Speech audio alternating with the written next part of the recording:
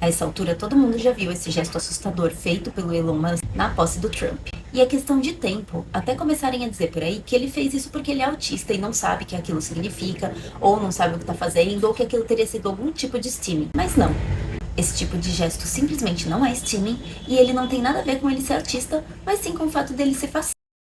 E essa é uma ótima oportunidade da gente falar sobre supremacia ASP. Para quem não conhece esse termo, os supremacistas ASP são pessoas com autismo com nível baixo de suporte e geralmente acompanhado de altas habilidades, que defendem a ideia de que autistas de grau 1 de suporte seriam seres humanos evoluídos em relação aos demais autistas e também as pessoas neurotípicas, por conta de determinadas características do autismo, como o hiperfoco e a dificuldade de mentir. Só que a gente sabe, porque a gente já viu na história, o que acontece quando um grupo de pessoas que compartilham de determinadas características decidem que eles são a evolução da espécie humana. O termo ASP tem origem da palavra Asper, que deixou de ser utilizado há alguns anos para definir um determinado diagnóstico por ser o sobrenome de um médico chamado Hans Asper, que defendia políticas higienistas e que chegou a praticar de crianças com deficiências físicas e mentais nas suas clínicas durante o regime, prática que ele inclusive defendeu até o fim da sua vida como algo necessário. Em outras palavras, se você chegasse na clínica dele e fosse diagnosticado como Asperger, você vivia,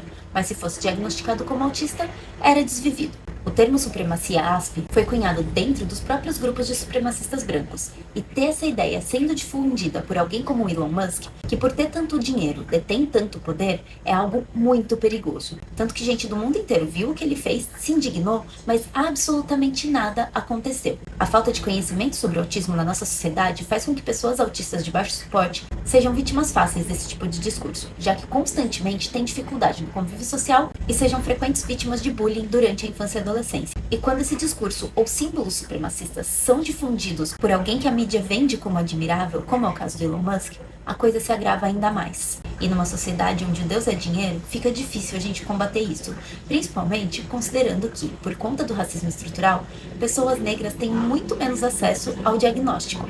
E essas duas supremacias, elas estão interligadas. Então, o que a gente precisa para que esse tipo de coisa deixe de acontecer e esse tipo de ideia deixe de ser difundida é mudar a sociedade como um todo, construindo um mundo onde esse tipo de ação não seja admitido e onde todos tenham voz, ao invés dessa na qual a gente vive que dá palco para esse tipo de babaca supremacista.